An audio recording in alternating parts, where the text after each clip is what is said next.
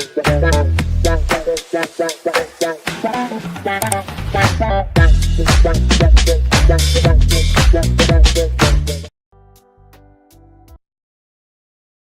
time of year for mentorship is coming in. Our new mentorship class will be beginning Friday, August the 16th for Level 1 students, Level 2 students Friday, August the 23rd, and our continuing mentorship students will begin Saturday, August 4th. And we have a very special announcement. For those of you who would like to purchase the mentorship and the live event coming in October, we have a Together special where you will save $500 when you buy both of them. We have payment plans available also. You will be getting, as usual with our mentorship class, 8 hours of group teachings. That's 4 2-hour classes you meet every other week. You will also have 2 private sessions with me. For those that are in the level 1, we'll have 2 half-hour sessions with me. Those in the level 2 will have 2 45, and anybody in the ongoing mentorship will have 2 1-hour sessions with me.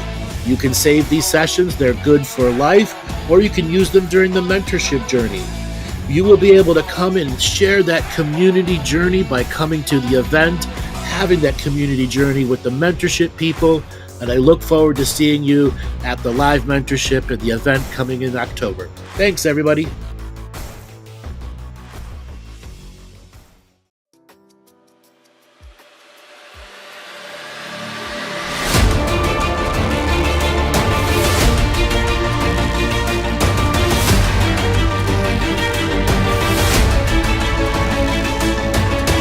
The Galactic Historian team is coming to you this October 26th through the 29th for a 4-day U.S. event set in the picturesque Willamette Valley, a place known for its healing potential, nestled in the heart of beautiful wine country.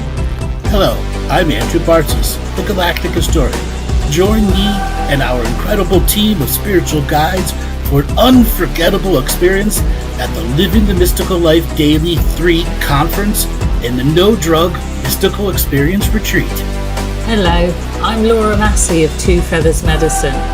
This event is a unique opportunity to connect deeply with yourself and a like-minded community as we embark on a journey of sacred self-mastery and living our mystical lives daily. Hello, I'm Dale Tobin from Symmetry of Health. At this event, you'll get the opportunity to sample our innovative combined healing therapy for yourself, including the rare Lucia light and all the new ambisonic therapy chamber, a 3D sound experience designed to guide you into a deep state of relaxation and rejuvenation. Hello, I'm Amy Kruzic from Universal Citizen Media. We're excited to bring you in-person presentations, live demonstrations, and immersive group healing experiences that will elevate your spiritual practice. Day 1 and 2 will feature the highly anticipated Living the Mystical Life Daily number 3 conference, discovering new teachings, guided meditations, and captivating presentations by myself and our incredible team. And days 3 and 4 will take you on a mystical journey without use of drugs or hallucinogens at the No Drug Mystical Experience Retreat. Immerse yourself in guided healing journeys and a multi-dimensional sound experience. Together, we'll dive deep into healing and self-discovery, utilizing state-of-the-art technologies and ancient wisdom. And with the Manifest package, early bird tickets are available until July 31st, 2024 for just $2,000. Secure your spot today and enjoy exclusive bonus offers and additional perks. Don't miss this incredible opportunity for growth and healing. And meet us in person in the beautiful Willamette Valley. And elevate your spiritual practice with all new teachings from the Galactic Historian team. Join us in Oregon on October 26th through the 29th, 2024. Reserve your spot today and embark on a journey of transformation, connection, and mystical exploration.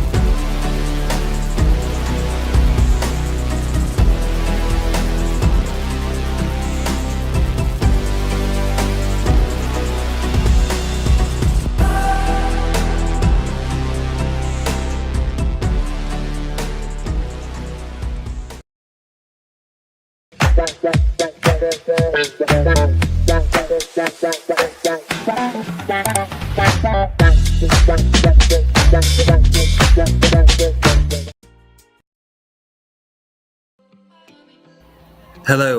I'd like to invite you to embark on this transformational workshop as you journey to become an ancestral medium. Are you ready to learn how to speak to the ancestors in a sacred way? Would you like to learn how to receive wisdom and teachings from your spirit team of elders? Join me as we learn how to set up ancestral communication. We also visit the Ancestral Hub of Interconnectivity. We learn how to set up the Dreamer's Lodge among the soul family members. Also ancestral medium revocation soul surgery. We also connect to the grandmothers and grandfather collectives, plus many more ancestral teachings and techniques for you to connect to your guides and guardians. Join me on the 22nd of September, 5 p.m. till 9 p.m. UK time, 12 p.m. till 4 p.m. East, as we journey to meet the ancestors. I look forward to seeing you on this journey, and to book, visit daletobin.com, and there's a contact form on there for you to book on. Thank you, and see you soon.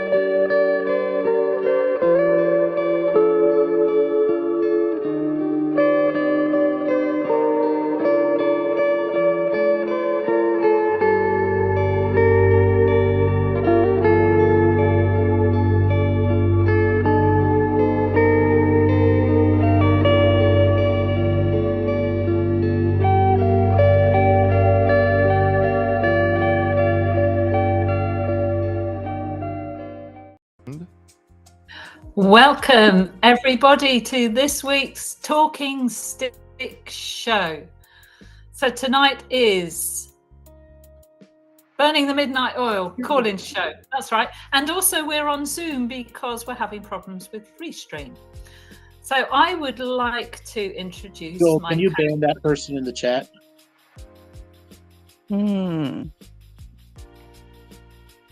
Okay, I'd like to introduce my co-host,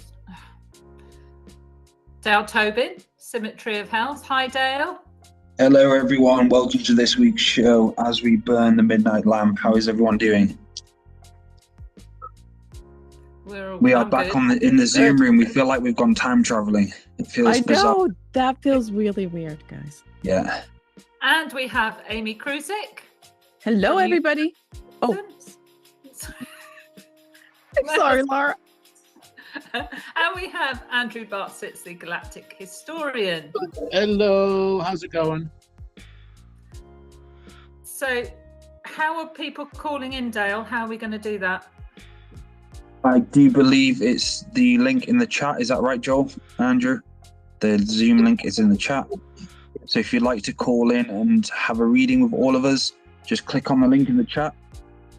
And coming into the Zoom, raising hands, aren't we? That's what we're doing.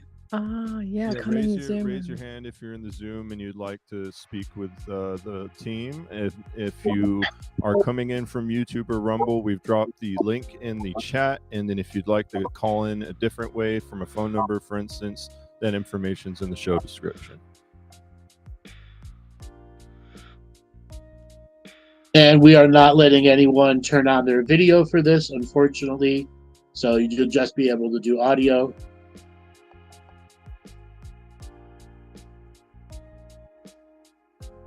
Okay. So yeah, raise your hands if you'd like to come and have a conversation, have a reading. Welcome you to the show. Those listening, drop a like, a comment, subscribe. We're going through major solar flares again at the moment. There seems to be a lot of stuff happening. Laura, what's it been like for you the last week? All over the place. Like a lot of people. Very, very busy dream world. Lots happening. And yeah, but it's Exciting, isn't it? You got to ride the winds of change, or ride the solar flares. Riders of the storms. Yes, until you get Riders shut of the off. Then you've got to storms. pick yourself up again. Yeah. So we actually have our first person who is. So is it Annette Berlin? We're going to put you on to ask you to unmute. Come on. Hello there, Annette. Yeah. Can you hear me? Yes, we can hear you just fine. How are you doing? I'm doing great. Yeah, I haven't been a part of this community in a while with my work schedule, and I made it work today. And I'm really excited about being here and healing and just continuing on my healing journey. Where are you calling from? I'm calling from Sequim, Washington. Sequim, Washington. I know where that is. Been there many times. You do.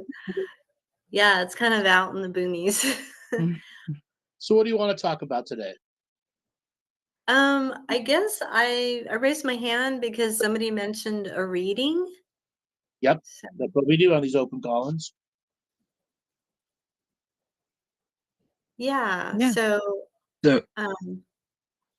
I'm open to receiving that. Well, tell us a little bit about yourself so we can tune in. Okay. Let's see. So I'm an artist, but I decided to get into counseling about 5 years ago because of COVID. I lost my graphic design job during COVID. And I did study psychology and art therapy in California at Sonoma State University in 2013 through 2019. And it's a while ago. And I've always wanted to do some kind of healing, not in a traditional counseling way, but in a creative art therapy way. And I've been challenged with finding a job in art therapy or just getting into that field. So now I'm just a counselor using art with teenagers or any adults that are interested in that. So Anna, would you say you have passion behind your work and what you're doing? Do you feel like there's any passion there?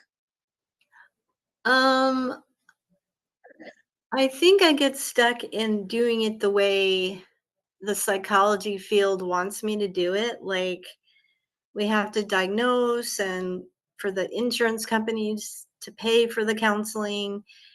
I've cleared a lot of group agreements around that.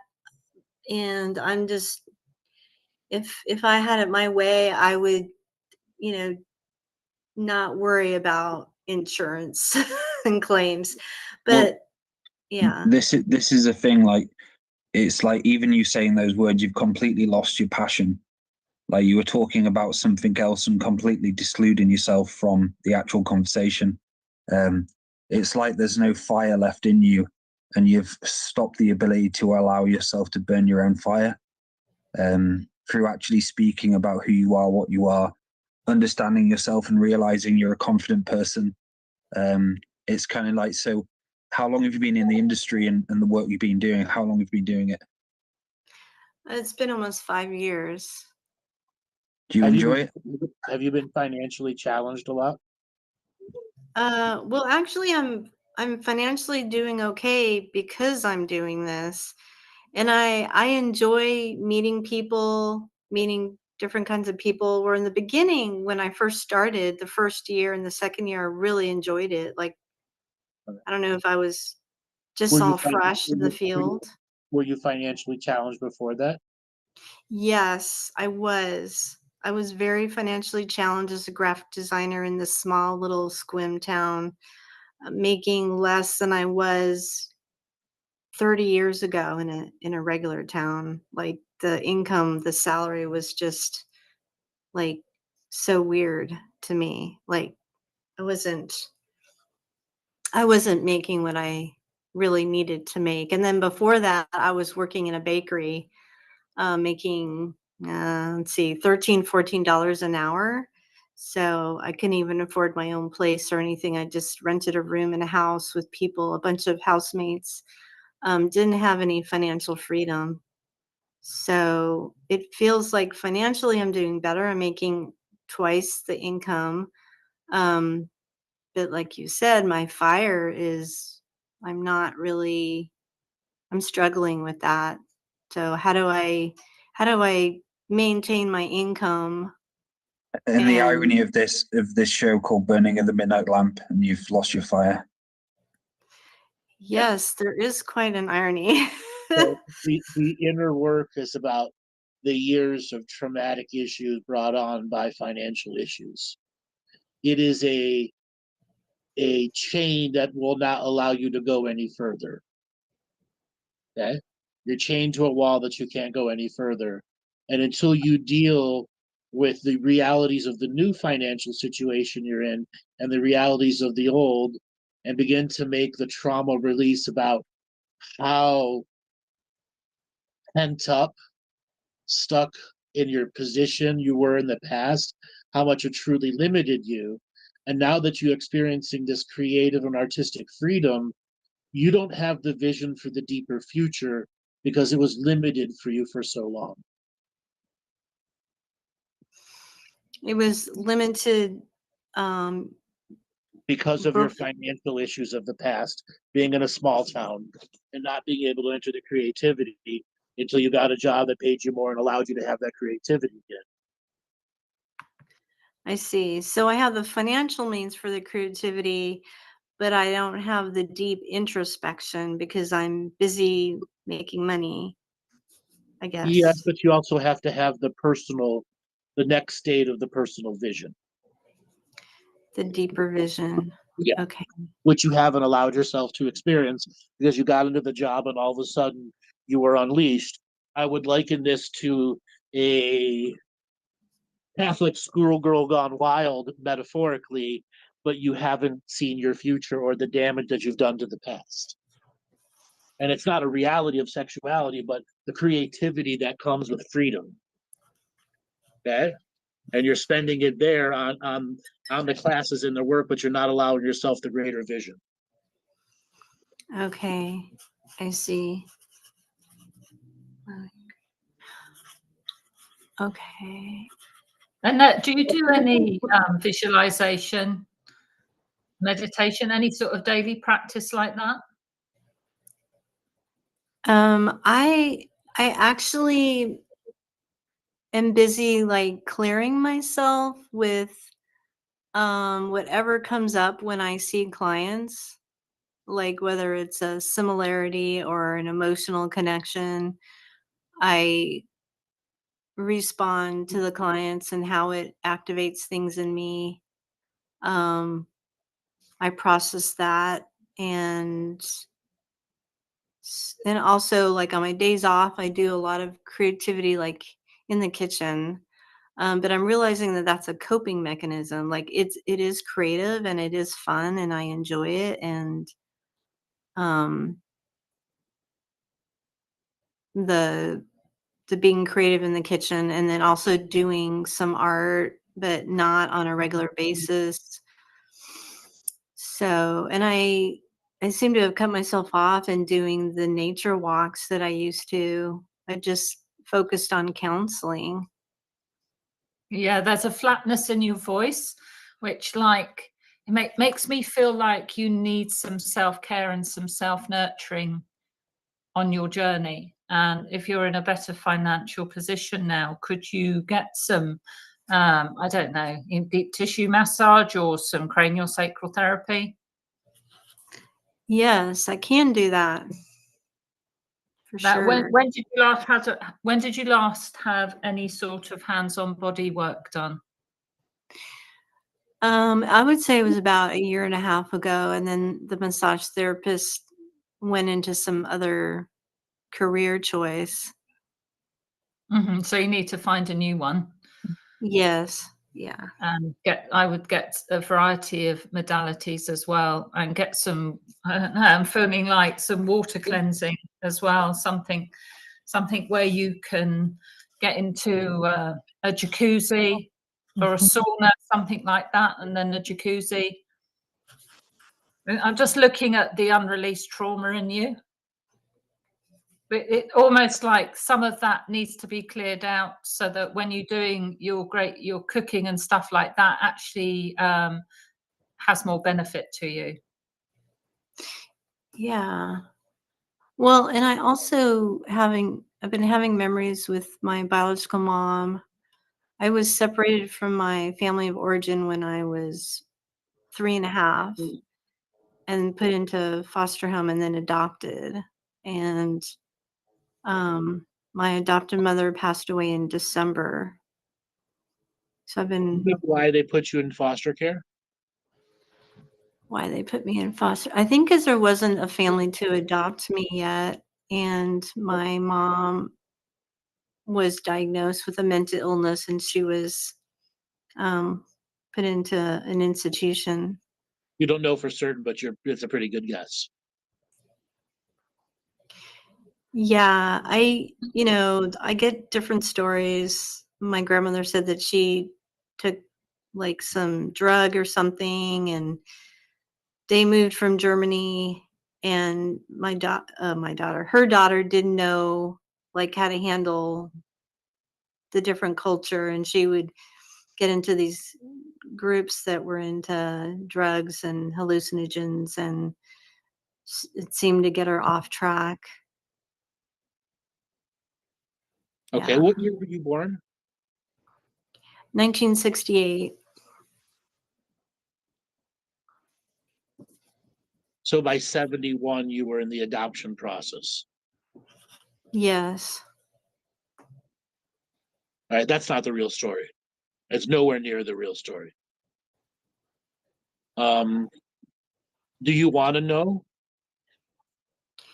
Yeah, I do want to know the real story. It seems to affect me in knowing. It's almost like I've created a barrier with me knowing the truth because I don't really know. Which is also a barrier to your future.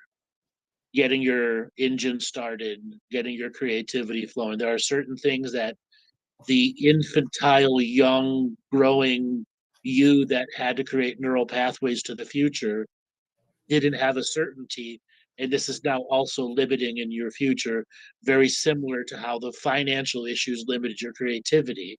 But right now, your creativity is flowing, but there is no bigger vision. And there's a part of you that has a need to know more. Yeah, that's true. This is one of those things that there's no real psychic information to give you, okay? Because it's something you have to find out on your own. It's got to make the deepest of impact on your own. So there are a variety of ways. Do you know her original name and anything about her? Yeah, Barbara. Well, Barbara Laporte. Laporte was her mom's last name. My grandmother's part French, part German. I mean, I know the story that they left Germany. Yeah. And my grandmother said they left Germany because of Hitler, and she brought my mom and also her 2 other kids that passed away. And my mom is the survivor of the 3 kids. And Paul Laporte is he escaped Hitler because he was Jewish, and they found each other in the U.S. And my grandfather taught art history. Is there anyone still alive from that? Yeah, my younger sister, Melanie, we didn't actually grow up together. We were all adopted out. Raina was adopted out also, but she passed away about 30 years ago.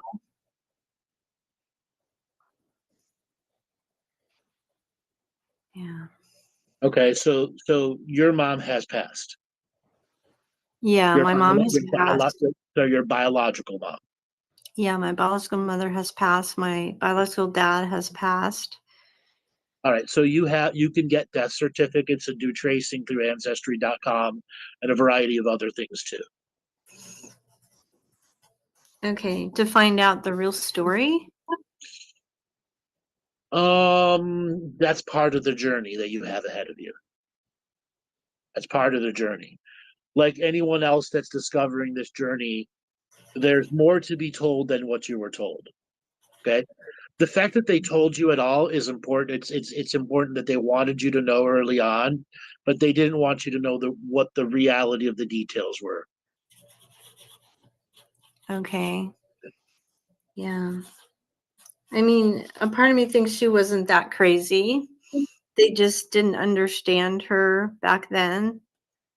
Sure. Well, there were people that were hippies that was nothing wrong with them, and they put them in the institution anyways because they had the authority to do it back then. Right. I think she just was in a different reality. I mean, she could have had a spiritual awakening and nobody knew what to do about it, and they locked her up. Sure, but it doesn't have to be a spiritual awakening. It could just I decided to wear different clothes, and that was enough for them to trigger you're crazy, because that happened a lot in the late '60s, early '70s. A lot. Okay, a lot, especially to women. Okay. Yeah. Okay. So my journey is to find a balance between making money and really just taking care of myself and finding deeper meaning in my life. And having a vision for your ancient future. What's your legacy going to be now that you've broken financial limitations?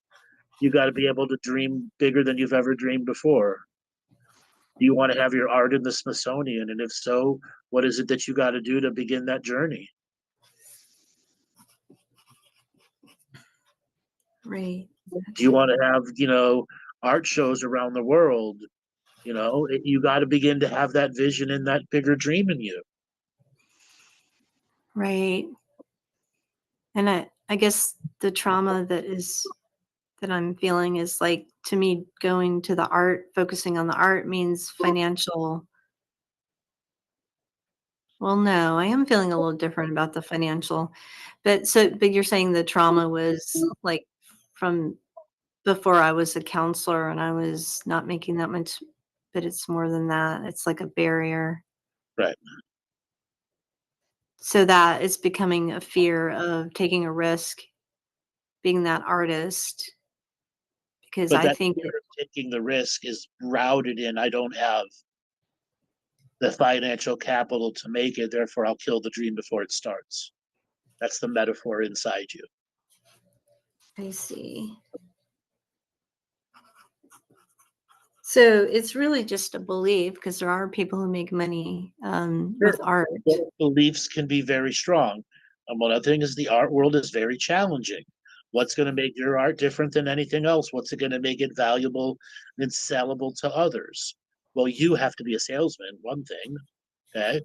And there are plenty of things for you to go and do that allow you to enter art fairs, from very low high school art fairs to community colleges to schools and churches.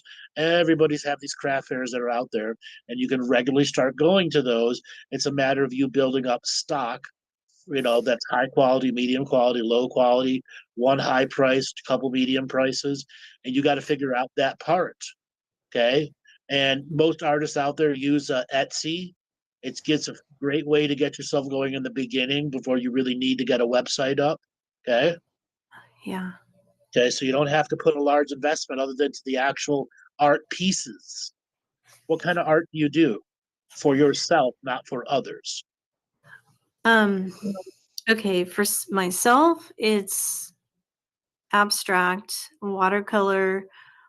I just recently got into art with oil pastels, and I did feel a lot come up. Like I was really All getting right. So into it. you're a one trick art pony right now. Let's just be honest. One trip. One trick art pony. Okay. Your Okay. art does one trick. you need to expand your artist knowledge.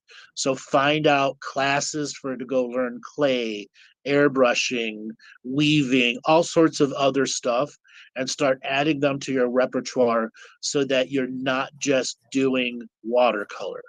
Because most people start watercolor, and you're going to see the challenges of trying to sell watercolor compared to everyone else who's doing watercolor. You need the variety of artistic skills as part of your ongoing growth of confidence. Oh, yeah. Well, actually, I do ceramics. I've done ceramics. 7 years ago, I was really getting into, I was a ceramic studio and I was doing pottery. Okay, And do you still have the stuff left over? Do you still have the kiln and all that stuff? oh no, I had to take a class. So like I want to buy a kiln. It's a lot of money. No, it's not. And Kilns are cheap online. If you keep an eye on Craigslist, and you can get a kiln on Amazon, a small kiln on Amazon for the $300 now. huh, okay. All the prices of that stuff has come down. Wow, okay. Because I mean, I also had, I mean, I need to put in to put a kiln in the house, I need to pay an electrician to come out, and I got an estimate. No, you don't.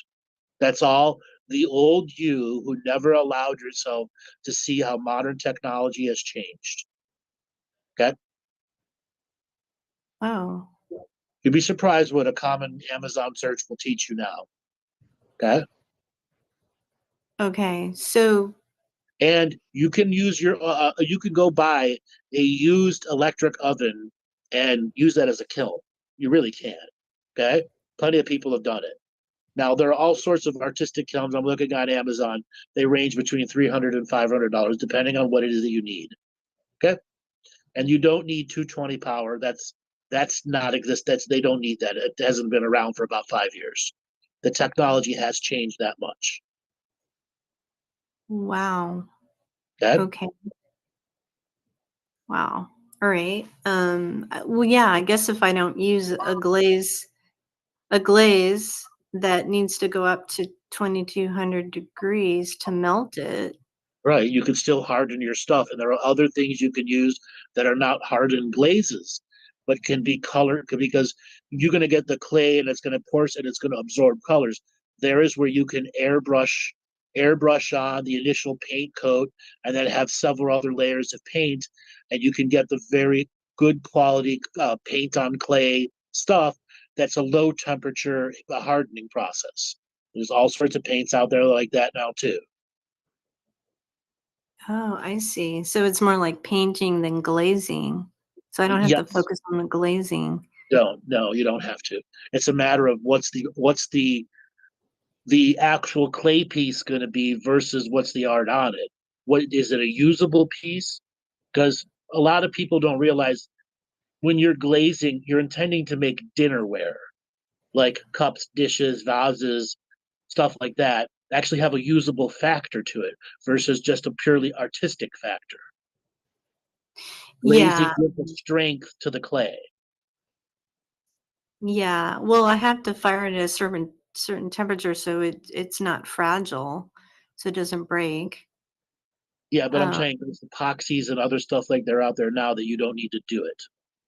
oh, I see. Okay. Okay. So what Okay. kind of clay pieces would you do?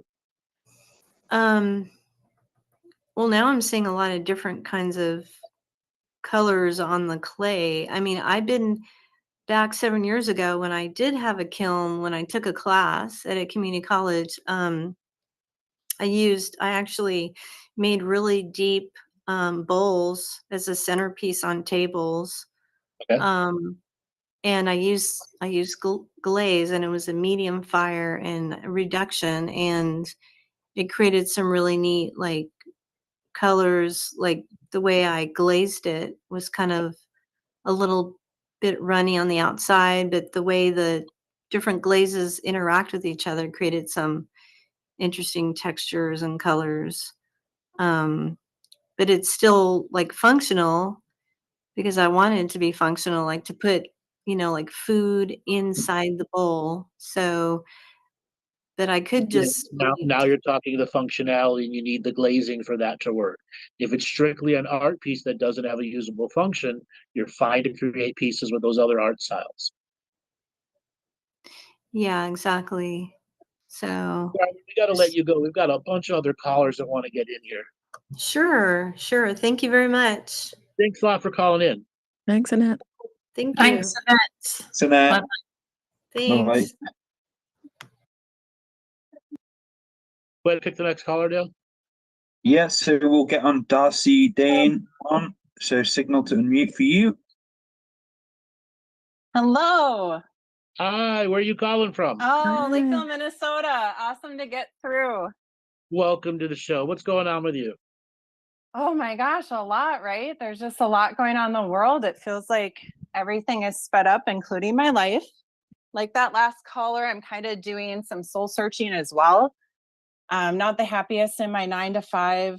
I am a healing practitioner. I know I will always want to do that. And I'm kind of trying to figure out my next step forwards. I have some changes down the pipe with the passing of my dad and some family situations. So I feel like some opportunities right around the corner.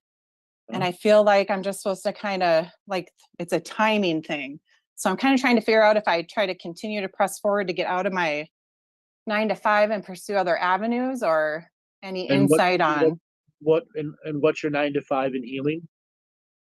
my 9 to 5 is doing wholesale criminal background checks. And on the side, I do massage therapy and energetic sessions. Okay. How many sessions a week would you say you do with your massage therapy? 2 to 3 is all I really have time for. And do you fill up your 2 to 3, or is it challenging to fill it up? Yeah, I could fill up a lot more, but I don't want to do massage full time. I'd like to expand on that, offer something a little different so it's not as taxing on the body. The criminal background checking, is that an online situation or physical clients coming to see you? Remote. All remote, great. So you don't have client visitation energies. Does it pay well? For as many hats as I'm wearing, no. And I'm having a really tough time with the company right now, as most people probably are. Tell me what's wrong with the company, but also what's right with it. What's wrong is just the not appreciating the employees, not enough compensation, work-life balance. Just, I have longevity with most of my jobs. I've been here for 17 years, and I'm just kind of feel like I'm in this avenue, but it's hard. It's like the time slave thing, right? Like being accountable to be kind of chained to a desk from 9 to 5. I just feel like I could do so much more. I understand that. What I'm trying to understand about the job, is there a special software you need, or could you do this on your own? I don't think there's a do not compete. Number one, I guess, would be the blocker, but I don't really, my zest for it, I feel more drained than I am really appreciating much with it. Okay, and what's the terms of the do not compete? No other competitor. I don't know if I could go out on my own. I really don't know if there's a spark there for me when I reach into that. I'm just trying to understand what's your reality of your options are, because you're not seeing your options right now. You're only seeing a set of options you think you can get, but in reality, there's many, many more options that are out there for you. Yeah. And you're also limiting your options by saying you don't want to do massage therapy, even though you're very good at it. Yes. Okay. Dale, Laura, you guys want to add anything? Yeah, so it's like there's this certain not believing in yourself energy going on. But there's like doubt, hesitation always seeding in you, and realizing you are the experiencing person and how great you are. And that's something you have to really figure out and understand who you are. Do you say there's a lot of doubt or hesitation in your journey? Yeah, I guess I'm always trying to take care of myself and make sure things are in alignment. So I do weigh heavily on the 9 to 5 is a paycheck that's paying the mortgage and keeping things moving, kind of stuck in that society way of, the health insurance, 401k, like that's kind of stuck in that structure. Yeah. Yeah, you're talking about it like it's an evil thing. I know. Yes, I And you're am. creating a secret myth inside you that it is an evil thing, which is driving you away from learning how to spend less effort at the job and more effort at your other projects. Yeah. You don't have to put 100% into this job, but you do every day. Yeah. Okay? You can get away with 80% and no one would ever know. Awesome. Okay? But you Yeah. won't, because there's such an inner conflict inside you now, and you got to start telling yourself the truths. Okay? You've made this job feel bad because you're not being appreciated. Yeah. Okay? When in fact, this job can be used as the stepping stone for you to advance all these other projects. And once those projects are off the ground and viable for you to leave, you can say, bye-bye, bitches. But you're not going to give yourself that opportunity because it's the evil man right now. Yeah. I can see that. Hey, Laura, Amy? Oh, yeah. Sorry. Oh, Go on. Darcy, I just wanted to say, you said something about wearing many hats. Yeah. What does that mean to you? Multiple roles at work. And then I kind of switch over to my, healer, more shaman side of energy. And then I'm also a girlfriend. So I'm trying to make sure, and I have lots of friends and stuff. So I'm always I'm a busy gal, and I'm trying to get more balance with all of that too. So I can move my energy to pursue more passionate, fulfilling avenues in this lifetime. So what does Darcy want to do? Like, if you take all that away, take off all your hats? Yeah. I love the healing aspect that I know that is my calling. Yeah. Yeah. Yeah. But you've said no to it. Mm-hmm. Go ahead, Amy. Sorry. Well, no, I was just going to say that, like, it's a distraction. You're creating distractions. I am. How do I not do that? No. Well, it takes discipline for that, first of all, to know what they are. What are your distractions? Write them down. What do you enjoy? Do a pro and con, pros and cons. Because you did say you can make money with your massage. You turn people away because you just don't have the time. Yeah.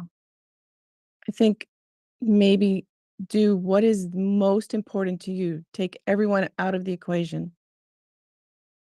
What do you want to Darcy, do? Yeah. have you ever done any revocations before? I have. I've done Yeah. a handful. I could be more consistent with that, obviously. I definitely think you should create your own about igniting you, connecting you to your own source self, authentic self, and start allowing yourself to actually bring life force through you again.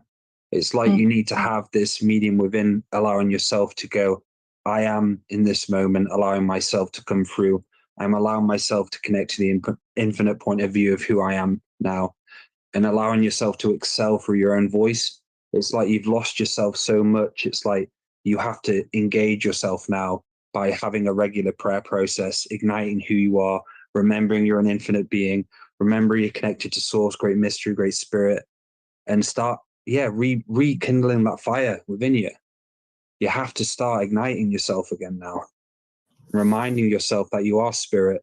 You're not a human. You're not the 3D human. You're not the work. You're not all that. There's a different meaning behind this for you. Mm-hmm. Thank you. I can really feel that. And also the grief of your dad passing. Mm-hmm. You might have been not looking at that or not feeling the grief or working with that. I don't know. I've had a challenging 4 years where it felt like it was really hard to make any changes with caring for passing of a mother and then a father, and working through all of that with some sibling stuff too. Oh yeah, I hear you. So now I feel like it's time for me to empower myself. Yeah. Yeah, go ahead, Laura. So would it be possible, do you want to add to your massage qualifications? Do you want to learn another skill to go with that? Because massage is a great basis to go on to learn other healing modalities, isn't it? Because you've already done your anatomy and so on. Is there anything else out there so you can add some more strings to your bow if you don't want to focus just on massage? Yeah, I've been trying to put the feelers out there of what's next for me, what I could add to my portfolio of offerings, and what makes sense. What have you come up with so far? I considered hypnotherapy. However, I want to help people get to their root problems a little bit quicker than that with maybe a new modality. Maybe I could create something myself with that. Again, just probably allowing myself some time for that to come through. I know I'm here on a mission for sure, but like you guys said, I'm distracting myself with all this busyness. Yeah, and also the need to get to the end result of release. As you know, that often takes quite a few sessions. When people come for CST to me, it can take lots and lots of sessions to get people to release trauma. So I think you could use your hypnotherapy with the massage. And what energy healing? You say you were doing some energy healing too, some hands-on stuff? Yep. I mean, I've studied many forms of energy healing, but I have my own that really comes through, that I really enjoy and continue to build upon. And people seem to really enjoy it and get lots of results and shifting and awarenesses and the healing. And I know that's where my passion is to do that. Well, I mean, that's fabulous. So in some ways, with the backup of your 9-to-5 job, it's going to be a leap of faith to start putting more hours or more training, or even just use what you've got at the moment to get clients in, get them on the table and help them release the trauma, which is what you enjoy doing. That seems your passion in helping people. So I would say, what are you waiting for? If you can keep on the 9-to-5 to fund you for the time being and gradually move over to more and more clients, is that possible? Also, can you do your job part-time at all? The criminal. Yeah, that's a good question. Possibly. I haven't quite asked that. Some of the human mind in this too is, do I need that 401k? Do I want the health insurance? That would be something I would need to consider going out on my own as well. But I feel like Spirit has constantly told me I don't need to follow that. So I feel the encouragement. I just guess I'm trying to get some clarity on any next steps that would help me move forward. Well, I'd always say, do what you love, do what your passion is, but also, as Andrew's always saying, you've got to suck it up, buttercup, and the finance behind you and have your feet on the ground, haven't you? You've got to be grounded and sensible in all this, and yet still maintain the passion and the inspiration to do the healing work that you want to do. And that's the balance you need to find. Yeah, only there's more waking hours in the day, right? Yeah. And it could be a gradual thing too, Darcy. It doesn't have to be like a snap, quick, I need to make a decision. Right. You could, go part-time, and then gradually wither it away and start your massage.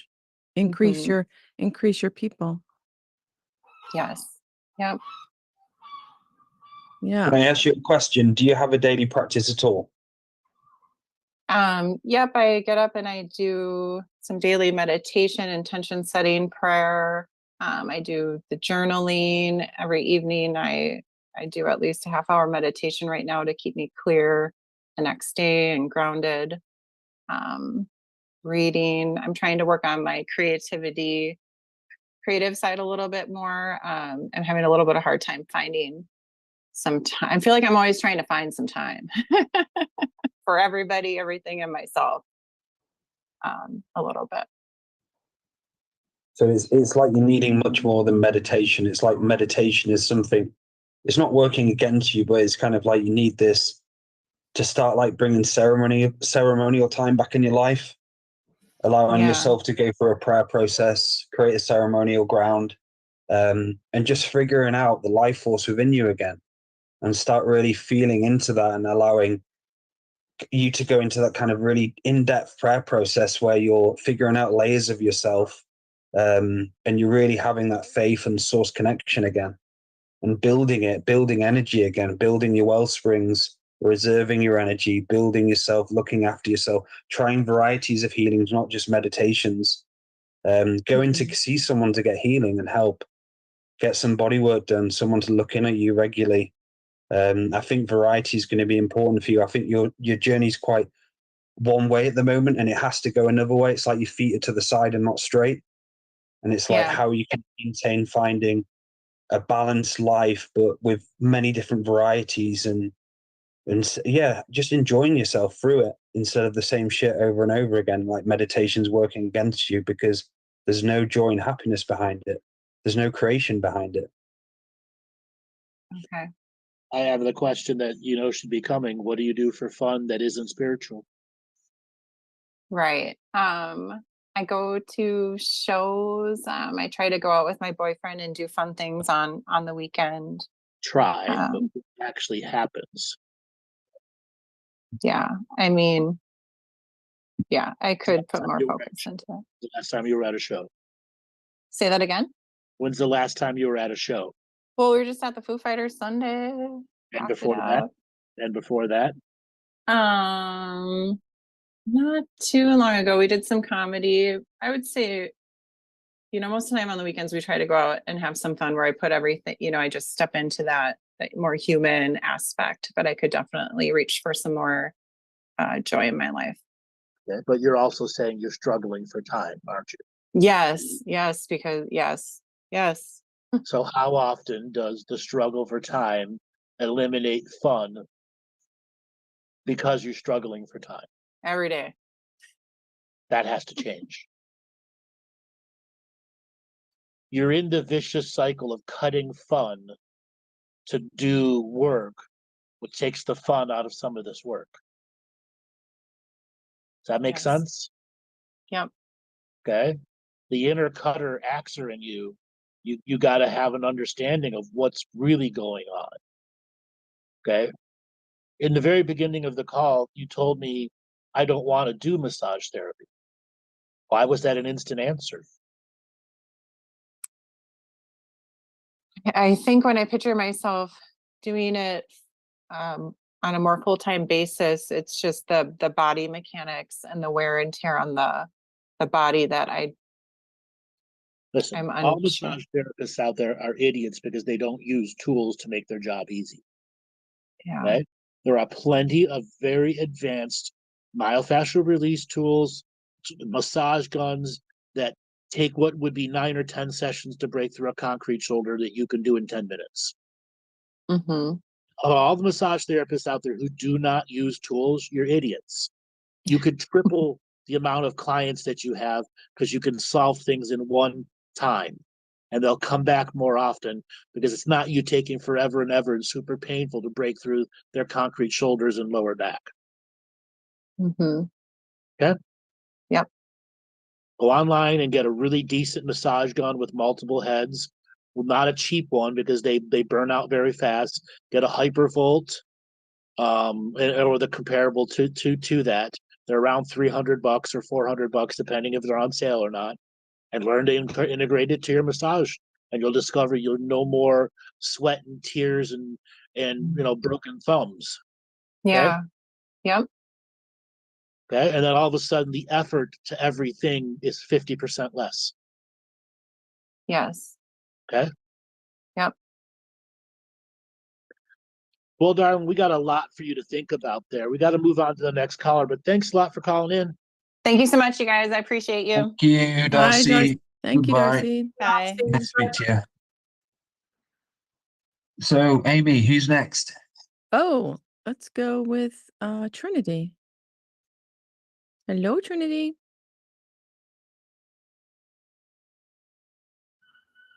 Hello. There you Hi. go. Can you hear me? Hi. Yeah. Hi, Where you- everyone. This is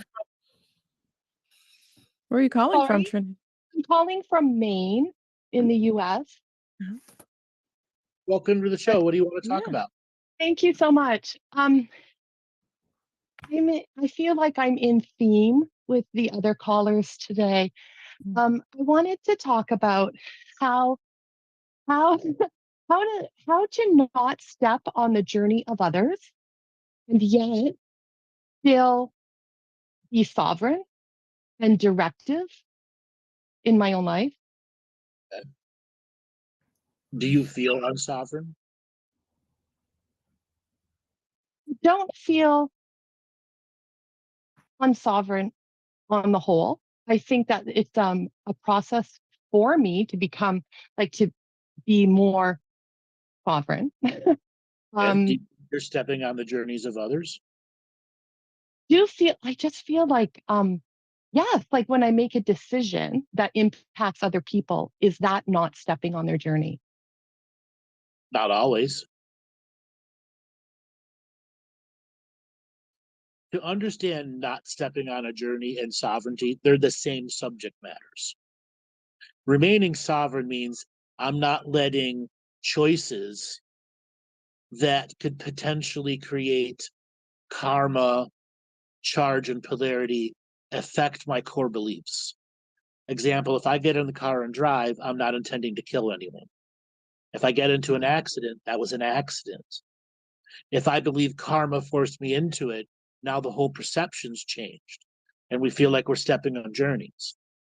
Understanding stepping on journeys is equal to your level of personal understanding of where you are at the sovereign state of the individual you and the choices you make for your growth. And there are times you make choices for your growth where other people who are constantly assaulting you with a variety of energies, you have to say no to. Is that stepping on their journey by saying no? No, it's enforcing your sovereignty. And then there are times you want to help somebody, but they're really rejecting the help. That's stepping on their journey. But it's also Right. putting you in the zealot format.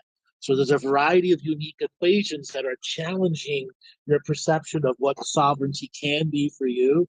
But the journey of understanding that's not stepping on other journeys means you have to mind your journey first before you worry about the stepping on others' journey. And part of that thing Yeah, of stepping on others' journey is understanding not to overly share information. Do you think I overshare information? Do you? I don't think I do.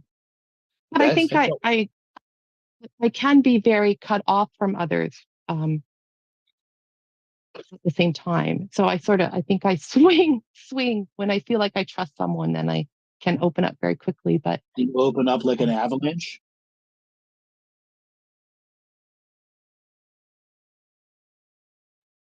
Flood them with information. I don't think so. No. Oh, best way is to go back and look at your texts, your messages.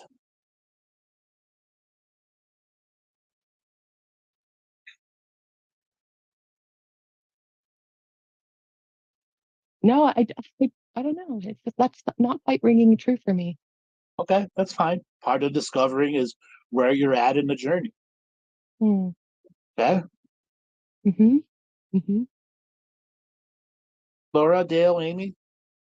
So, Trinity, do you think you've trodden on, we all have probably, trodden on other people's journeys in the past? And how did you recognize it and how did it make you feel?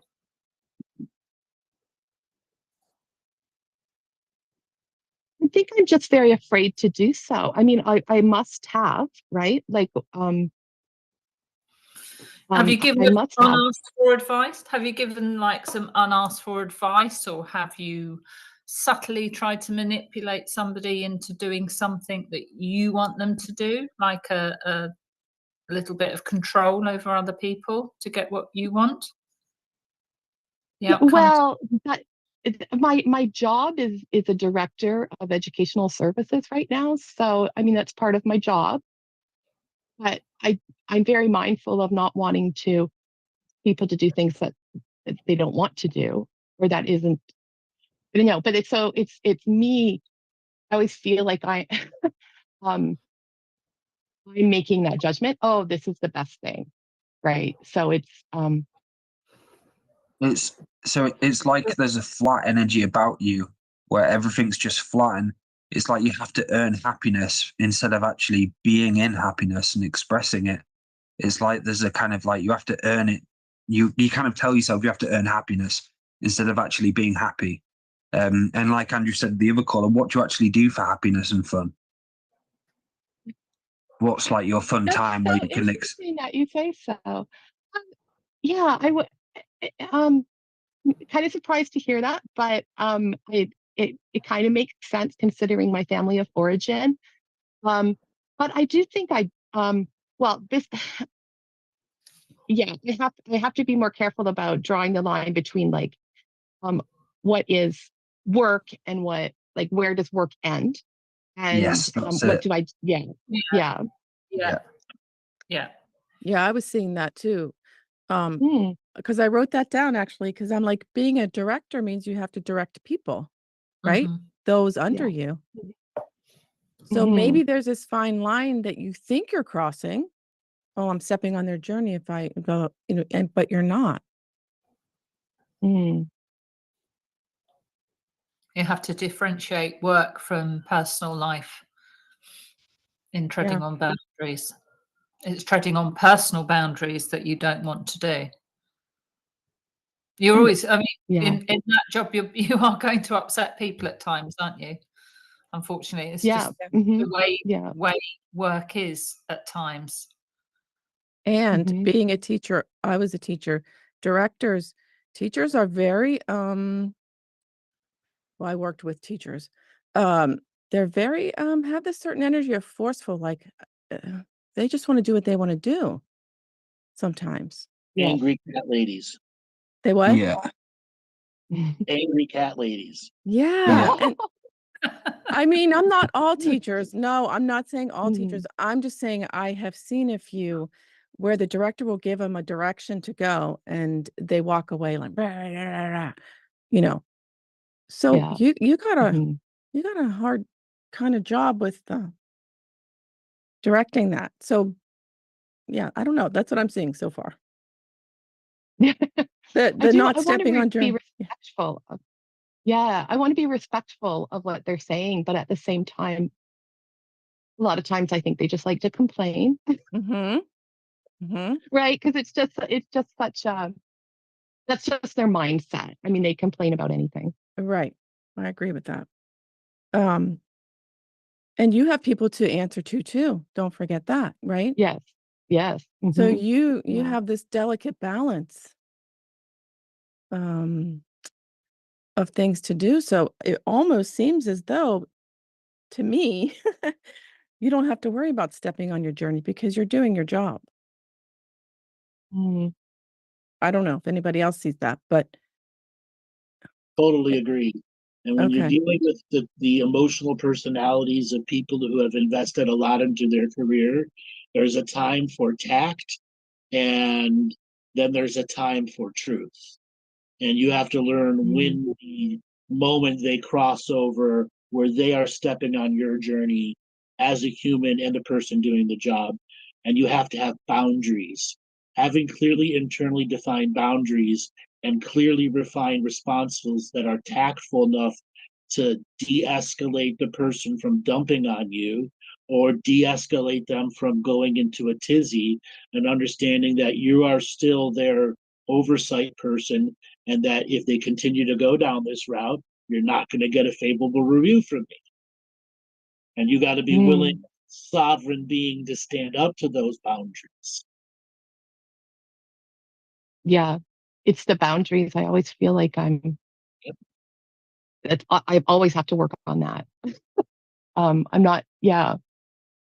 And I just finished my principalship and I don't feel quite ready, but for that. But I know within a couple of years there'll be a couple of retirements. And when I think of as a classroom teacher, you're impacting like 25 children, right? But as a district leader, you're impacting the lives of so many more children. And I look forward to that time when I can step into that role. But in the meantime, I'll hold the boundaries as my personal goal. Yeah, they have boundaries, you have boundaries. Don't forget your boundaries. Don't worry about their boundaries. And like Dale and Laura were saying, like go maybe have a ritual that you do before you go into work. Something of, a simple prayer that you say. Yeah. To yourself. Protection. Yep. The words that I need today. Protection and Yeah. and set the intention. Yeah. I can easily do that. Yeah. What is it you want to do with your future? Oh, so funny you should ask, because I don't know. Like, I really don't know. Why? Don't know. Like, I just feel like I can set goals, like, for example, get my principalship certification. I can do that, right? But over the long term, I don't know if I lack imagination or I don't know. Do you see yourself as a autocrat, technocrat position? I don't know what you mean by that.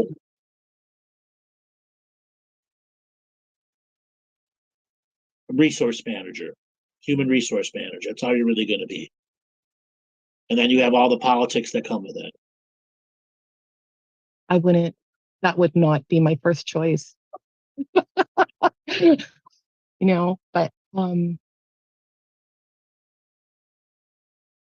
have this dream actually of setting up my own school for twice exceptional children. Okay. Who so are your X-Men school.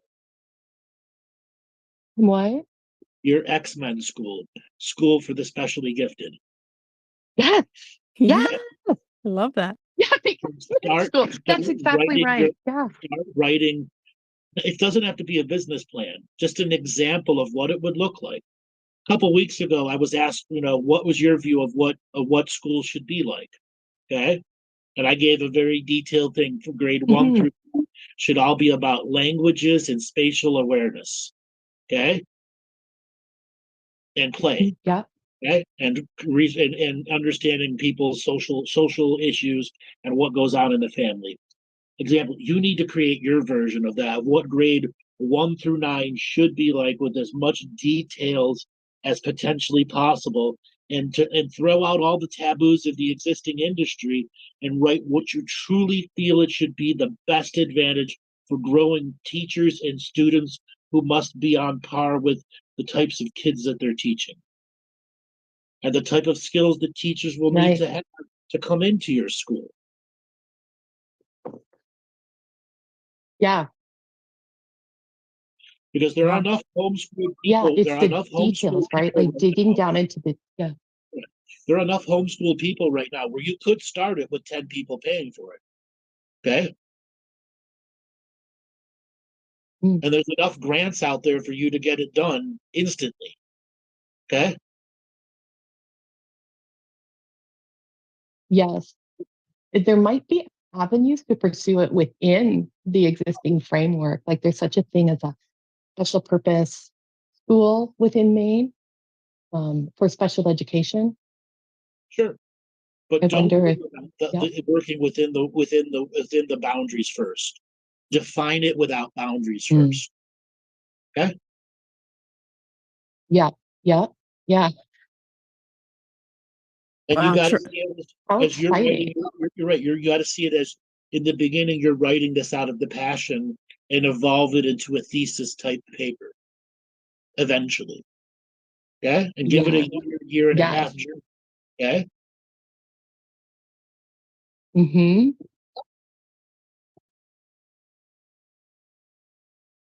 Yeah, I could see myself being director of the X-Men school. Yeah. You could easily, like I said, there's enough homeschool people out there that with 10 students, you could fund it on your own, and then the state will match your funds. But you already have the certifications to do it. Okay? Mhm. It's just that you need physical insurance. I mean, the business plan, the business model is very simple to understand. Okay? Mhm. Oh my God, I love it, Trinity. We need more people like that. Exactly. We You too, do. Amy. That's We do. I see your vision already. I can see it, right. you know? Yeah. And I think, as public schools at a breaking point right now, when I Mhm. look at society and what people are, like the pushback that we get from parents. And there's a Yes. lot of disconnect between parents and educational And staff and because guess what? You can vet the students, vet the parents, vet the yeah, students. You can let whoever you yeah, want in. Yeah. yeah. This is where I doubt myself back to the Oh, no. boundaries things. No, no, no, no. Don't. Oh, no, it sounds so beautiful right now. We don't have programming for kids like that right now. And in fact, I'm going into mediation this week with one of the families who we don't have programming for kids who are special ed and gifted. Yeah. Um, The gifted kids get bored. oh my Not only gosh, yeah. Oh yeah. And then they develop terrible habit patterns that last a lifetime. yes, Mhm. yes. They don't learn how to really strive for things because things come easy to them. Mhm. So they lack resilience. And that worries me for their overall health. So let me ask you this question. So if grades 1 through 3 weren't about mathematics, reading, writing, etc., but about spatial awareness, languages, art, and singing, how different would students be for the rest of their journey into education?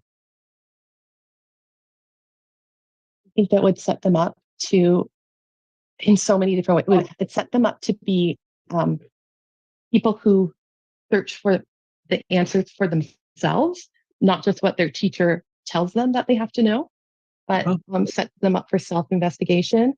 It would help them learn how to regulate their bodies. So when they're feeling antsy, they would know, I just need a minute just to tap it out. Okay.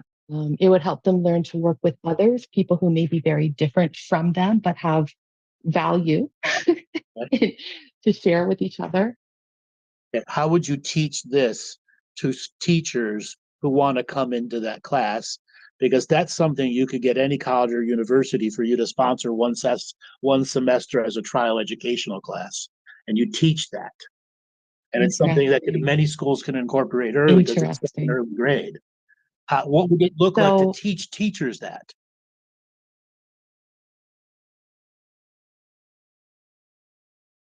I would have to teach them by doing it with them. Okay, so hands on. Earlier this summer, we had, yeah, hands on, absolutely, by experiencing it. Yeah. So the teacher would need. So it's really curving. The teacher would need an art therapy similar to an art therapy background, a music background, and a languages background. Yeah. Yeah. And also a gymnastics There aren't a lot of people like that. Athletics background. Yeah. Right? Yeah. Yes. Or a few different people who have specialties, and then they can share the classroom space throughout the day. Instead of there being one hierarchical teacher per class, that they now break it up between 2 or 3. Yeah. Okay. Mm-hmm. You could write the curriculum. Already written. It's already written. Yeah. It's already written. Yeah. And then find a college or university and go and talk to them about saying, I want to try to teach a class like this as an experimental process, make it a 3-credit, 4-credit, continuing education class. Yeah, you could pioneer this for sure. Absolutely. Yeah. Okay? And at that and point, I think go that, for your background. Okay, because just having that under your belt makes it you as the resident far more valuable, even if you're only a principal for a couple of years before you start your own school. right. Okay. Right. Yeah. Listen, you could turn this into where you never have to actually teach again. You just go to the speaking situations where all the teachers are at, conferences and conventions, okay, and turn it into a model that people will franchise off of you. That'd be great. Like, Yeah. that would be totally great. Yeah. And then you can tailor it for autistic children, okay? There's a model strictly for the autistic children, and there's another model for this type of children, another model for that type of children, and which schools can pick and choose who they're going to educate in. Okay? Mm-hmm. Yeah. I'm gonna work on that, Amy. Yeah. Yeah, it sounds so lovely right now. And I think we need people like you or whoever's out there listening, like take that. If you love education so much like you do, wanting to be a principal, that's great. Maybe that's why you got your principalship, was all for starting your own school. Yeah. It's Here's possible. another Yeah. thing in my explanation, because another teacher had asked what would my view of the school like. So that's grades 1 through 3. Grades 4 to 7 are where you're introducing regular math, algebra, the beginnings of those things that they're getting to choose what they want to do.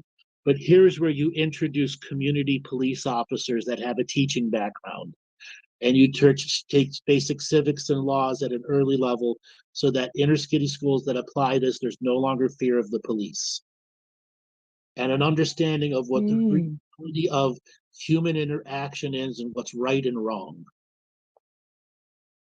Yeah. Yeah.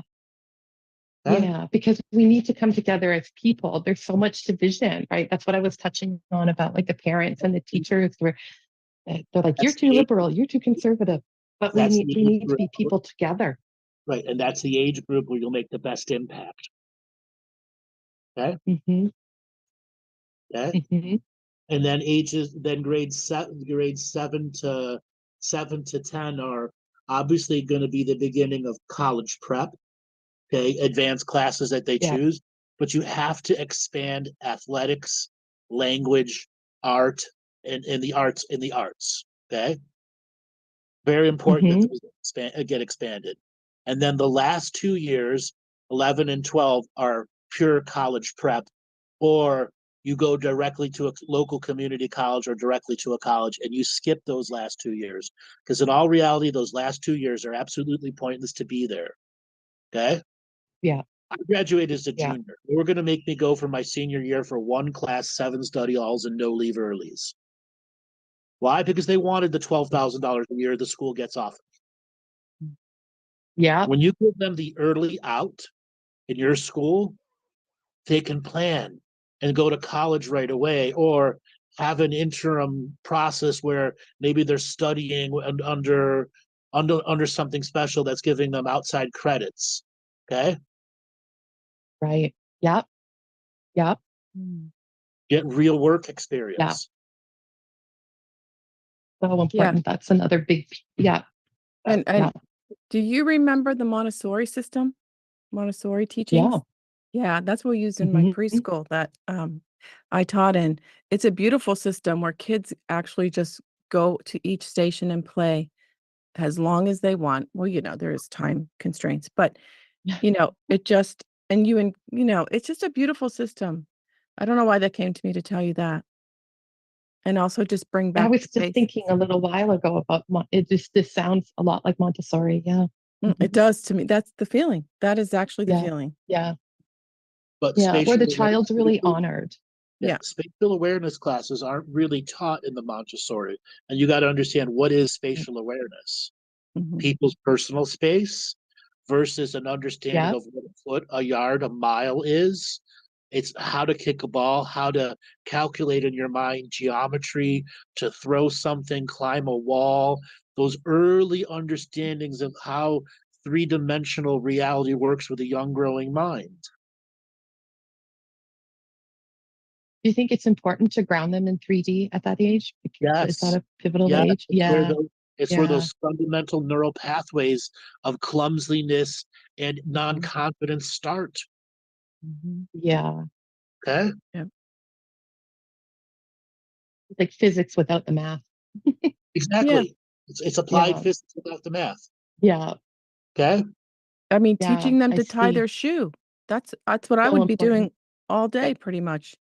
Well, of course, Velcro Yes. came in, but Well, in the old days, you first, second, and third grade knots, learning the 1,000 ways to tie a knot was a common part of school because you needed good. Yeah, it was. That's a classic Yeah. example of something that could be incorporated, learning to tie knots or how to stretch up canvas for an art piece that you're going to put your own art on, and a variety of the other things that are simple craft skills that absolutely create amazing neural pathways of expansion in a child. Mm, Okay? yes. It's that creativity piece we're ignoring, like squishing it. We're squashing it out of children on purpose in our public school system. a lot of kids have sensory problems at a young age. Exactly. Tactile. Sensory overload because they're Yeah. stuck on sensory overload. Yeah. I mean, teaching a kid to touch Play-Doh, that doesn't want to touch Play-Doh. Finger paint. Right. Paint. Yeah. Yeah. Yeah. Yeah. Have a little boy who has to practice touching the paper before he writes on it. Yeah. Okay. Very important that you change the school food. Okay.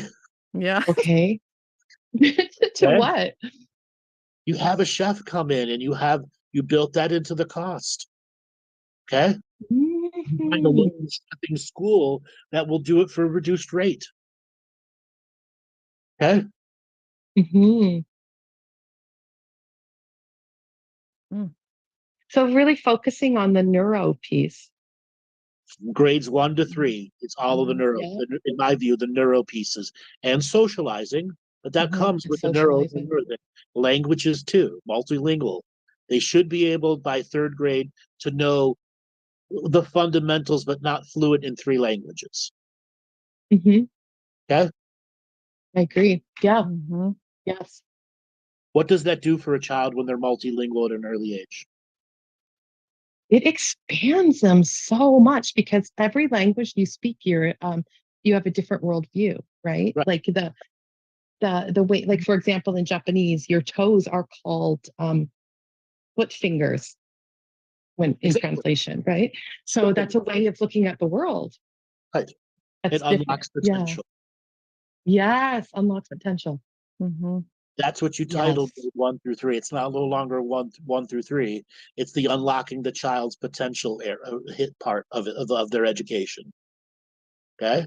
And once Doors. the potential's Yes. unlocked, they then go into a more guided process where they're learning the more in-depth part of reading, writing, and arithmetic, but not in such a strict format. They're going to choose what they want to do with the fundamentals in civics, a community police group that has a teaching background that comes in and works with them with the ongoing athletics and interactive sports. Okay. And then when you get to higher grades is where you focus in on deeper stuff like the algebra, etc., computer coding, okay, computer languages, because by then they're already multilingual enough to understand what a written computer language is. Right. Yes. Yep. Okay? Digital art versus physical art. They can make a distinction of what direction they want to go. Oh, you're gonna have to listen to this again, Trinity. Oh yeah. You're gonna Most have to- definitely. Most you're gonna have definitely. to- Well, we gotta move Yeah. on. And I think, yes, I understand. Thank Yeah. you for your No, time. no, I Thank you didn't. so much. No, but please, I'm excited for you, and I love talking to you about this. So let us know what happens. In a couple of years, Yes. when it's all completely developed and all written up, I will share. Yes. That's Yeah, right. Take I it easy. will. Great talking to you. Thank Thanks you. for calling. Bye. Thank you. Bye. Bye. So we're going to have one more caller, Laura. Who's going to be on next? Who's up here? I can't see who's. So I think Andy. we were going to ask. Yeah, Andy Yeah, came Andy. last week, did he? Yeah, he's gonna give us an update, Andy. You have to unmute.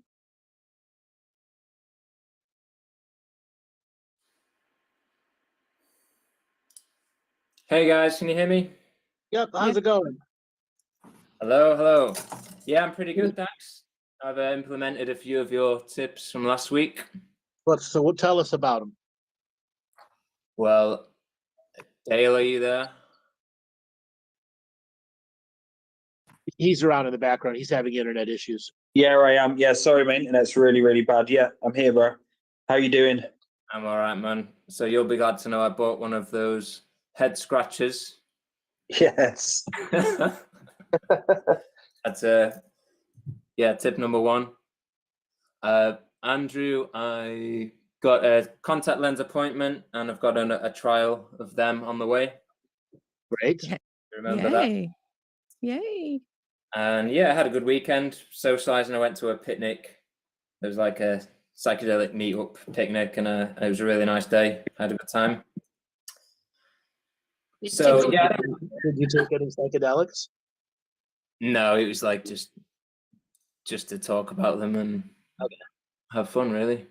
Yeah, I don't want to take too much time because I know I was on a long time last week, but just touching on the eyesight thing again on last week, I think Andrew and Dave, you mentioned that it had some linkage to past lives, and I just wondered if you could elaborate on that a little bit. I didn't know what you meant.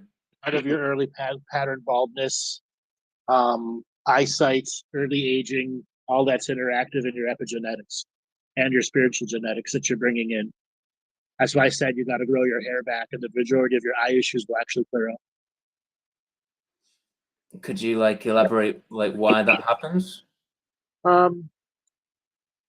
Because of malnourishment in early ages and heavy alcohol consumption, loss of hair was very common to people in their teens.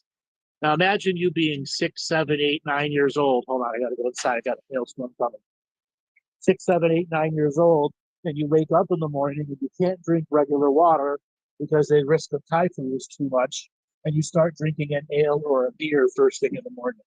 Now it's only 2% alcohol, but by the end of the day, you've had 25 drinks of alcohol, and your blood alcohol is 0.2 or 1.8, 0.18 every day, your whole life, and everything is loaded full of salt, and you have lack of other vitamin D and C.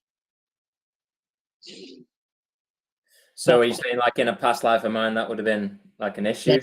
That's common for all human beings growing up in the dark ages. Okay. Okay. Is it possible for hair now to kind of regrow even where there's patches of baldness? Yes and no. Some will regrow, not all of it. Okay. But there are also really amazing new hair regrowing techniques if you're willing to invest the money. If not, you got to learn to deal with it and not let it be a blight on you. Yeah, sure. But the truth of your existence. See, unfortunately, there is a part of you that sees it as a blight. That's why you went totally bald with the glasses, which is something you don't see yourself as. Yeah, true. So you're saying that as the image changed, it kind of, my eyes tried to blind me to that by developing astigmatism? Yep. Yeah, interesting. Yeah. And that's the spiritual journey of the eyesight challenge that a lot of people go through. So you're saying if I was to get the image back that I want, or come more into terms with accepting my image, the eyesight should rectify a bit more? I would say at least 70% of the eyesight would rectify itself, and a possibility of 100% if you embrace it with a reality of loving yourself to do it. True, authentic self-love to change the view of the negative image of the past. And that this image that I am today is the most beautiful being I can be without restriction. Okay. Because right now you don't believe that. I'm coming more to terms with the image now. The baldness and the eyesight has not even it's not gone any worse in the last few years. So I have I think I've put a pause on it, if you like. You muted its process by going fully bald and not letting it grow back. As you try to let it grow back, new thoughts, feelings, and emotions are going to appear about yourself, and the urge to cut it all off is going to take over. And know that urge to cut it all off is an ancestral past process where you have to say no to it. Mm. Is there not something to just embracing like the baldness and loving that instead? There is, but it's right now you're too challenged with this isn't me versus going through the journey of loving yourself. And then once you've gone through the journey of loving yourself in the image that you're presenting and learning the true process of self-mastery of love, then you'll know what's authentically right for you. Okay, understood. Okay? Yeah, it's very interesting. My mother was very caught up in how I looked because it kind of got her validation to her friends with me being like a little good-looking child. And yeah, that's all been internalized to some degree, I think. Yeah, a lot more than you're even aware of. Mm. Okay? A lot more than you're even aware of. Can I ask one more thing that's been on my mind for like 4 years? Sure. Thanks. So I took some like psilocybin mushrooms about 4 years ago, with the intention of sort of trying to figure out more about my childhood. And I got to this late point in the trip where it's like I literally traveled back in time, and I was back in my bedroom as like I'd say around 10 years old. Because what happened was the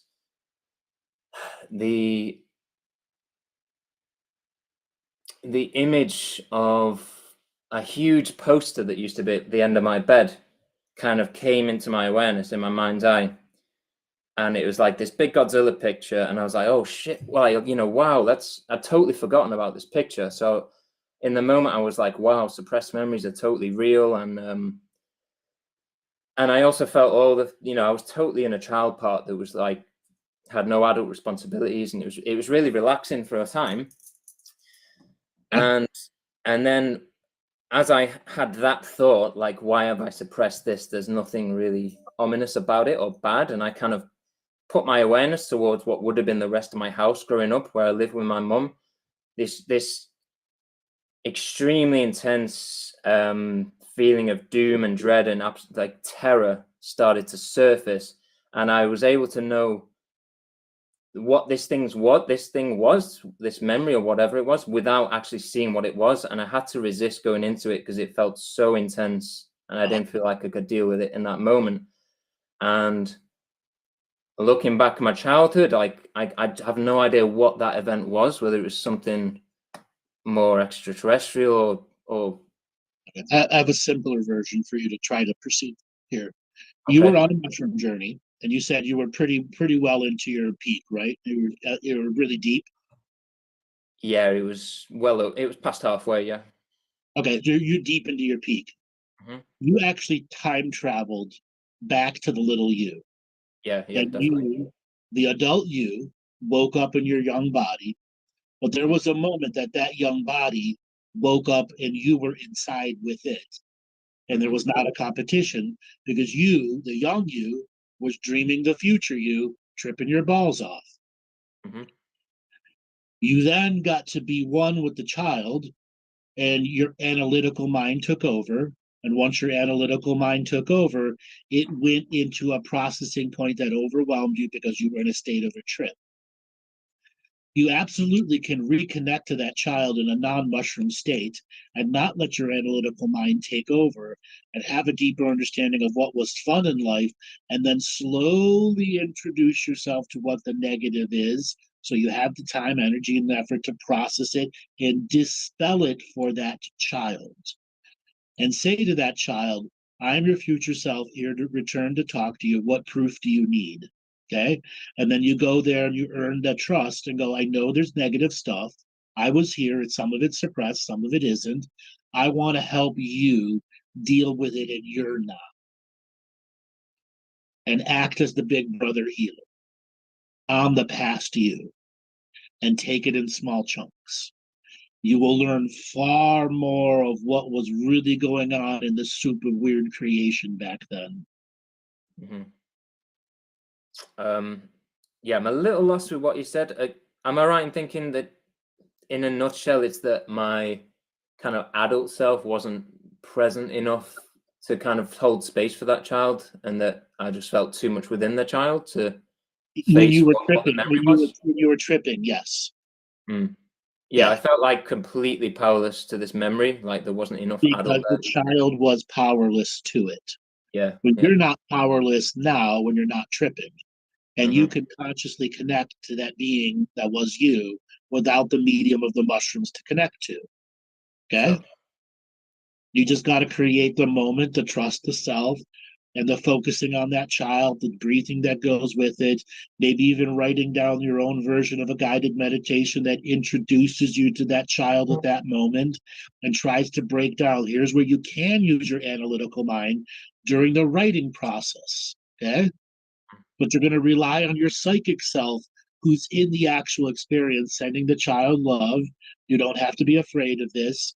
This is this. All right, this is something I haven't seen before, but I'm sharing my strength with you so we can get through this. Okay?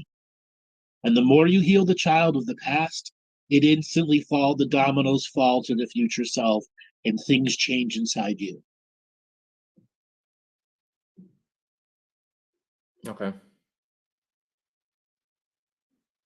Thanks. Do you have any indication of what that memory might have been like? It was actually a karmic interaction because of the mushroom journey that brought you there.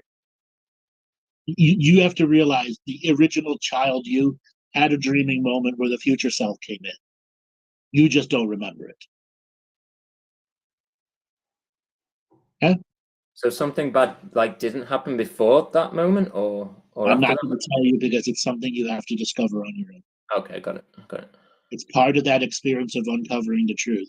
If I give it away to you, it's not going to have the same impact of the reality of you discovering it on your own. Yeah. Giving you the technique to get there, and the rest relies on your confidence of moving forward with it, and not allowing your analytical brain to take over in the meditative moment of connecting to yourself, allowing your heart space to connect. You use your analytical brain to write the actual journey of the induction into that process. You can give yourself the micromanagement of what it takes to enter that greater space of awareness where you're opening your heart to the younger self. What do you mean by this writing exercise? Can you be clear on what I should actually write? Or you're going to write a guided meditation that could take 30, 40 minutes, and it's going to go through, use breathing techniques, find your young self, see the Godzilla picture, all the things that tune you into the spiritual XY axis of that child until such a time you believe you're there, and then you let go of the analytical brain and you open your heart. Okay. Yeah. Thanks. Whew. And just quickly, do you have anything against antibiotics when it comes to having like a hair transplant? There's a place in Turkey that can do a hair transplant, but they require you to take antibiotics. If you need antibiotics, take them. Antibiotics have been made the devil by the light worker. And I've known too many people that have gotten terribly sick by simply not taking the damn antibiotics. Okay? Do they not destroy the bacteria you need in your stomach? You just restart it. You do a bacterial restart. Okay? Okay. Okay? It's not hard. Okay? How do you do a bacterial restart? You just type in gut restart. Okay? Microbial gut restart. And you'll see 10,000 products that are out there. Sure. You can go to Dr. Hulda Clark. She's got one of the best stores out there for cleansing and restarting. Okay, there's a whole bunch of others that are very good products out there too. Did you say that name again? Hulda? Dr. Hulda, Hulda, Clark, Clarke. Great.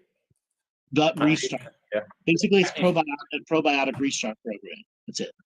Okay. Thank you, Andrew. That's a massive help. I really appreciate that. You're welcome. All right, brother. Take it easy. Great talking to you. You too. Bye, Thank guys. you, Andy. Bye, Andy. Bye, Andy. Bye.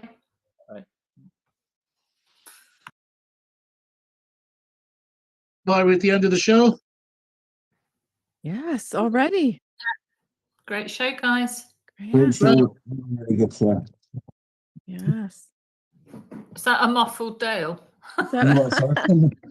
Honestly, like the internet's been really, it's just been shocking. It's been like going up and down, turning off, and just been really weird. It's I've actually got York Karma. Say that again, Andrew. York Karma. There we go. So, Laura, how can people get a hold of you for a session? Okay, if you're stuck on your journey and you'd like me to help you move forward, stuck in mediocrity, as Andrew says, I can share loads of shamanic practices to get you on your way. So you can contact me at laura2feathers@gmail.com. That's with the number 2. And I have a website, twofeathersmedicine.com. And if you live in the south of the UK, we have a combined healing going on down here with Dale and I at the moment. If you'd like to come for a day, try that out, or you'd like to come and get some pain management and pain relief on our PEMF mats, we have those here too. So contact me, laura2feathers@gmail.com. Thank you. Andrew? You can go to my website, andrewbartz.com, find out all the information. We have a live event coming up in October. We have a variety of specials that you can connect your mentorship. You can have the event and the mentorship for all one price. I believe the QR code should be in the top left corner. Go ahead and click that QR code and look forward to seeing you at the mentorship class and the events. Thank you, Andrew. Amy? Yeah, you can reach David Ellis and I at the UCM community. It's a social platform where it's a place just to share your knowledge and your wisdom with other fellow members in the community. And that is community.universalcitizentv.com. And also, David and I have a podcast called Integrative Healing Network, where it's empowerment through education and connection. And at the UCM community, we also have like free resources and meditations and classes and AI tools. Yeah, lots of things. So yeah, join the community. Thank you, Amy. And if anybody would like a soul surgery session with myself, head over to daletobin.com. I just want to thank everyone again. Hit the subscribe, like button, and thank you and good night. Goodbye.